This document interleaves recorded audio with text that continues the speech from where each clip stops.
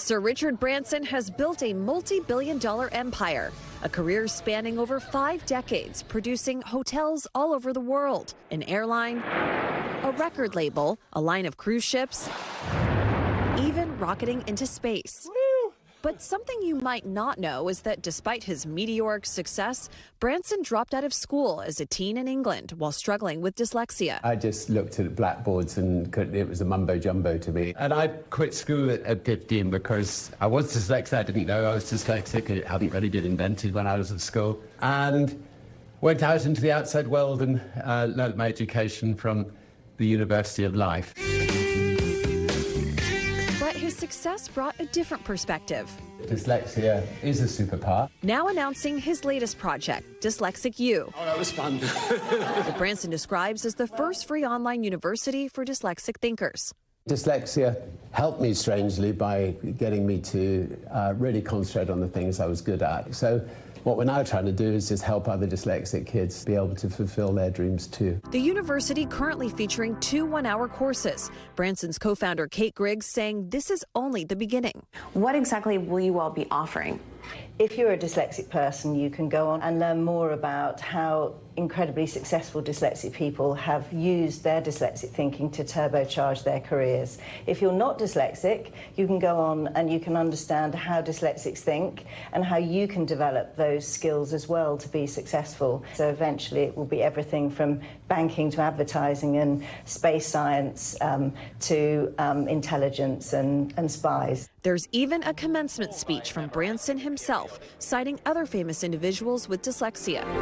Pablo Picasso, Agatha Christie, Muhammad Ali, Steve Jobs. Branson has spent years on philanthropy with his foundation Virgin Unite to tackle the world's challenges, like climate change and criminal justice reform. And he urges other wealthy people to use their resources and platforms to help others. Entrepreneurs who've also made money need to put pretty well all that money back into solving the problems of the world. They need to use their entrepreneurial skills to try to solve the problems of the world. If you're in a position where you can speak out about things, it's very important to be And the giving pledge, though, do you want to urge other individuals in positions like yourself to be signing that? Because of course, if I take my kids as an example, they do not want to inherit vast sums of money. You know, my daughter helps run our foundation, and she would be delighted to have more money in the foundation to be able to spend in the years to come.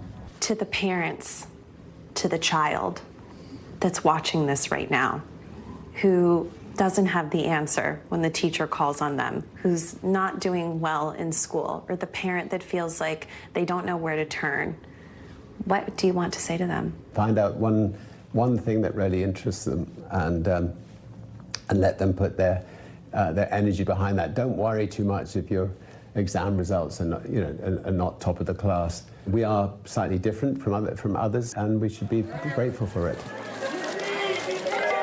Well, there's no arguing with his success. Chloe joins us now. Branson joined forces with, I understand, a global charity made by Dyslexia to launch this university. And this group actually just released a report about how people with dyslexia are needed in the job market, right? They did, Tom, and the results are fascinating. It's called the Intelligence 5.0 report, and they had over 5,000 respondents from around the world. They did this with YouGov, and here are some of their findings. 73% considered complex problem solving to be the best measure of intelligence. You also have 60% considered being creative and imaginative. I could use that for my job. You too, right, Tom? And 59% having good people and communication skills. So what they're trying to do here, Tom, is to help others who have dyslexia or people that have those in their family with dyslexia not feel like outsiders.